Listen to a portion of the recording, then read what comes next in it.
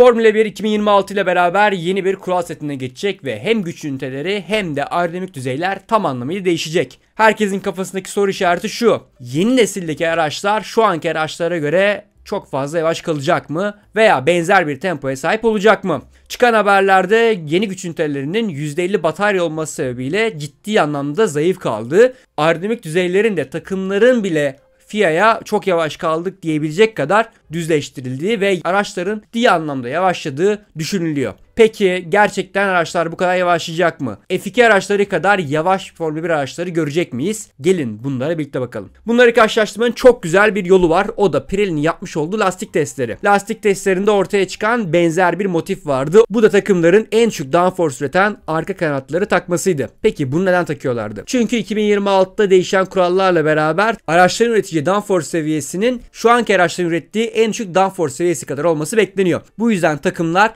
Pirelli lastik testlerinde en düşük downforce üreten, yani Monza'ya yakın arka kanatlarla beraber testleri gerçekleştiriyor. Kış aylarında McLaren 2023 aracıyla beraber bir test yapmış ve Monza arka kanadını takmıştı. Yine geçtiğimiz günlerde hem Red Bull hem de Mercedes 2026 lastik testlerinde en düşük downforce üreten arka kanatlarıyla beraber testleri gerçekleştirmişti. Gördüğünüz üzere Yuki Tsunoda'nın arka kanadı üstten kesilmiş ve olabildiğince düşük downforce üretmesi için tasarlanmış durumda. Yine aynı şekilde Kimi Antonelli de en düşük downforce üreten arka kanatla beraber testi gerçekleştirmişti. Aynı zamanda ön kanat açılarının da gördüğünüz üzere olabildiğince düzleştirildiğini görüyoruz. Yani hem ön hem de arka kanat en düşük downforce'a göre ayarlanmıştı. Bunun da temel sebebi bahsettiğim üzere 2026 araçlarının ürettiği downforce seviyesinin bu kadar düşük olması. Tabi downforce düzeyi bu kadar düşük olunca herkesin kafasında şu soru işareti oluyor: bu araçlar çok mu yavaş olacak? Evet, araçların bu sezonki araçlara göre ciddi anlamda yavaş kalması bekleniliyor. Ancak 2014 sezonunda olduğu gibi F2 araçlara kadar yavaş olacak mı? Herkesin korkusu da bu. Hatırlamayanlar için 2014 sezonunda yeni bir güç ünitesi ve yeni aerodinamik kurallar gelmiş ve 2014 İspanya Grand Prix'de birçok F1 aracı F2 araçlarından yavaş kalmıştı. Bu Formula 1 için tam anlamıyla bir kriz demekti. Formula 1'de yeni kurallarla beraber tekrar bunun yaşanmasından ve Formula 1 araçlarının çok yavaş kalmasından korkuyor. Bunun üzerine kural setlerinde bazı değişiklikler yapıldı ve araçların downforce düzeyinin artması hedeflendi. Bunun da başında taban etkisi geliyordu. Kuralların açıklandığı ilk halinde taban etkisi ciddi anlamda kısıtlanmışken kuralların son halinde taban etkisi arttırılmıştı. Çünkü araçların downforce üretimi ciddi anlamda yavaş kalıyordu. Tabi kuralların ilk senesinde takımların almış oldukları riskler ciddi anlamda azalıyor ve aslına bakarsanız araçların downforce üretimi ciddi anlamda azalıyor. 2022 Avustralya Grand Prix'e bakarsanız pole turu 1.17.8 iken 2025 sezonunda 1.15.0'lara kadar inmişti. Tabi bunda pist şartlarının etkisi olsa da tek turda araçların inanılmaz geliştiğini görüyoruz. Şartların daha kötü olduğu pistlerde dahi ortalama olarak 1 saniye yakın gelişim görülmüştü tek turda. 2026'da kuralların ilk senesinde hem aerodinamik düzeylerin az olması, hem daha az risk alınması, hem de yeni güç ünitesiyle beraber araçların ciddi anlamda yavaşlamasını bekleyebiliriz. Şimdi videomuzun konusuna gelirsek, araçlar ne kadar yavaşlayabilir? Biz buna tek tur üzerinden bakalım ve Kimi Antonelli'nin geçen günlerde yapmış olduğu Pirelli lastik setindeki turu üzerinden buna bakalım.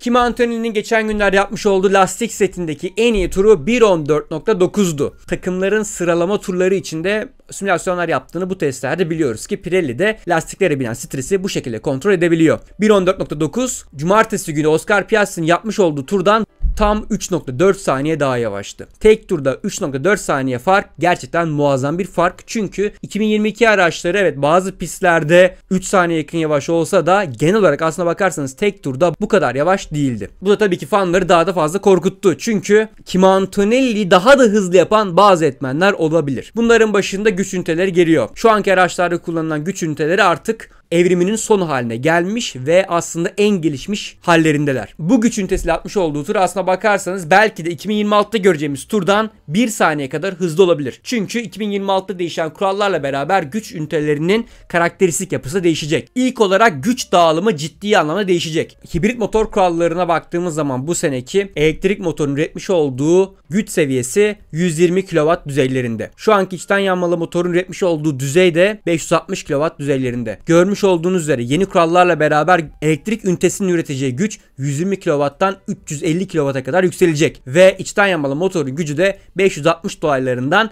400'e kadar düşürülecek. Yani güç ünitesi içerisinde elektrik motorunun önemi daha da fazla artmış durumda. %50'ye 50'lik bir oran yakalanmaya amaçlanıyor. Bu sayede aslında daha fazla elektrik motoruyla beraber daha az kirlilik olması ve daha çevreci bir Formula 1 hedefleniyor. Ancak çıkan haberlerde Max Verstappen'in de söylediği gibi bataryalar henüz bu kadar gelişmiş değil. Şu anda takımların Monza'da ilk düzlükte pit çizgisini geçer geçmez bataryayı bitirdiği söyleniyor. Hatta Max Verstappen bununla ilgili düzlükte vites düşürüyorum çünkü böyle gitmek daha hızlı demişti. Muhtemelen top speed'i vitesle limitleyerek bataryanın kendisini yememesini hedefliyordu Max Verstappen bunu yaparak. Yani şu anda bataryalar ciddi anlamda yavaş kalmış durumda ve Formula 1 içten yanmalı motoru geliştirmeye izin vermiyor ve içten yanmalı motorun gücünü kısıtlıyor yeni kurallarla beraber. Yani Kimi Antonelli'nin 1.14.9'luk turuna dönersek bu turun 2026 araçlarından çok daha hızlı olma potansiyeli var. Ben açıkçası çok ciddi bir gelişim eğrisi olmasını bekliyorum. Çünkü içten yanmalı motor da sıradan bir şekilde kalmıyor. Yeni kurallarla beraber içten yanmalı motorun artık sentetik benzinle çalışması hedefleniyor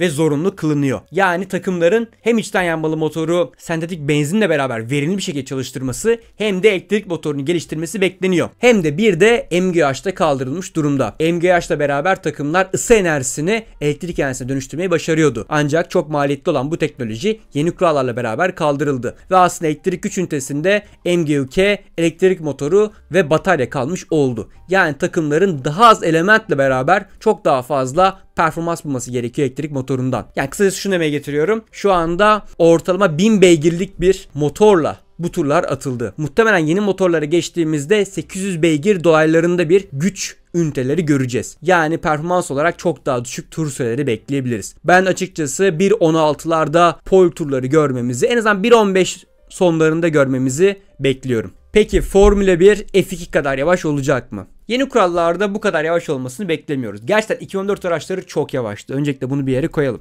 2025 sezonunda İspanya'da yapılan sıralama turlarında F2'de 1.25.180 ile pole turunun atıldığını gördük. Yeni araçlarla pole turu 1.16 üzerlerine gerilese bile F2'den çok daha hızlı olacaklarını rahatlıkla söyleyebiliriz. Ama tabii ki de 1.16'lık düzey ciddi anlamda yavaş kalmaları anlamına geliyor. Tabii bunların hepsi varsayım. Belki 1.16'dan da daha yavaş olabilir yeni F1 araçları, çünkü elektrik bataryalarının durumunu gerçekten kestiremiyoruz. 2026 araçların hızını kısıtlayan bir diğer element de lastiklerin durumu. Lastikler 2026 itibariyle daralacak ve aslında aracın yere temas ettiği alan doğrudan azalacak. Bu da aslında araçların yol tutuşunu ciddi anlamda azaltmış olacak. Özellikle yüksek hızlı virajların dominant olduğu pistlerde 2026 araçlarının 2025 araçlarından çok daha yavaş kalmasını bekleyebiliriz. Tabii ki de bu kurallarla beraber aslına bakarsanız düzlük hızının arttırılması, viraj hızının düşürülmesi hedefleniyor ve bu sayede daha fazla geçişin olması amaçlanıyor. 2014 araçlarında da benzer bir durum vardı aslına bakarsanız. Lastikler şu ankinden bile daha dar ve viraj hızları şu ankinden bile çok daha düşüktü ve yeni V6 motorlarla beraber çok daha hafif olan araçlar düzlüklerde gerçekten çok hızlıydı. O yıllarda Williams'lar genelde 360'lara varmayı başarıyordu. Azerbaycan ve İtalya gibi pistlerde, hatta bazen 370'e kadar varıyorlardı. Bu sezonki araçlara baktığımız zaman 340'ı görenlere gerçekten çok hızlıymış diyoruz ki çoğu yarışta 340'ı görenler bile olmuyor. Yani 2026 araçlarında çok daha yüksek top speedler, çok daha yüksek düzlük hızları ancak çok daha yavaş tur zamanları görmeyi bekliyorum. Peki araçlar ne kadar gelişebilir? Yani 2026 araçları 2029'a geldiğimiz zaman şu anki araçların hızına yetişebilir mi? Cevap çok basit bir şekilde hayır. Çünkü takımlar motorları ne kadar geliştirseler, araçları ne kadar hızlandırsalar da bu araçların yere değdiği temas noktası artık azalmış durumda. Yani bu senelerdeki gibi yüksek hızlı virajlardaki hızları asla ulaşamayacak o araçlar. Ki bence bu da Formula 1'in istediği bir şey. Viraj hızlarını düşürerek kirli havayı azaltmaya başlıyorlar ve bu sayede geçişlerin daha fazla olmasını amaçlıyorlar. Yani aslında FIA biraz Amerikan pazarına hitap etmeye çalışıyor. Safkan Formula 1 sevenler bu konu hakkında ne düşünüyor bilmiyorum, ancak ben açıkçası araçların limitte gitmesini gerçekten çok seviyordum bu kurallarla beraber. Ancak muhtemelen 2016 düzeyinde hızlara sahip araçlarla beraber yeni bir Formula 1 bizleri bekliyor. Ancak benim kafamı karıştıran bir diğer etmen de tam olarak burada devreye giriyor. Viraj hızlarını düşürmek çok mantıklı bir çözüm gibi görünüyor, ancak aktif aero ile beraber aslına bakarsanız öndeki aracın ani downforce artışı, yani daha da fazla kirli hava üretmesi arkadaki aracı daha da kötü etkiler mi diye düşünüyorum. Bu benim kendi düşüncem. Bu belki gerçekleşmeyebilir ancak 2022 kurallarına geldiğimizde de yine benzer bir söylem vardı. Arkadaki aracın takibi kolaylaşacak diye. Ancak takımlar downforce buldukça bu kirli havanın arttığını ve artık 2025'te takibin tekrardan çok zor bir hale geldiğini görmüştük. Kuralların ilk senesinde muhtemelen geçişleri göreceğiz ve takip çok daha kolay olacak. Ancak ilerleyen senelere baktığımız zaman kirli havanın artımının ben benzer olacağını düşünüyorum. Ve çok daha açık downforce sahip araçlarla belki de takip beklenenden de daha zor hale gelecek. Aynı zamanda 2026 sezonunda bir farklı durumda, bir farklı yarışta işin içine dahil olacak. Bahsettiğimiz üzere bataryaların İtalya'da düzünün yarısında bittiği düşünülüyor. Bataryasını saklayan bir pilot, öndeki bataryası biten bir pilota göre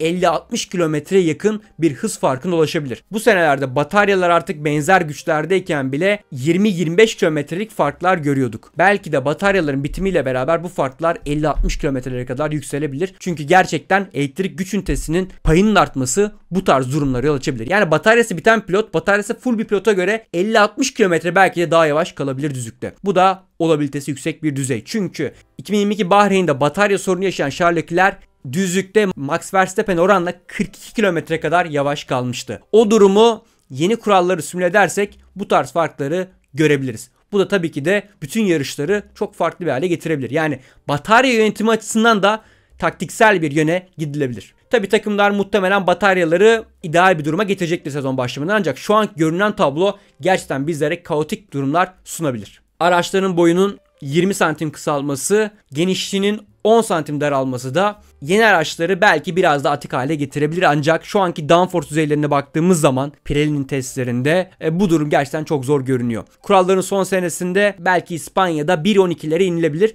ancak ben hiçbir zaman 2025 araçları kadar hızlı olmalarını beklemiyorum bu yeni araçların. Bence Formula 1'in de istediği şey bu.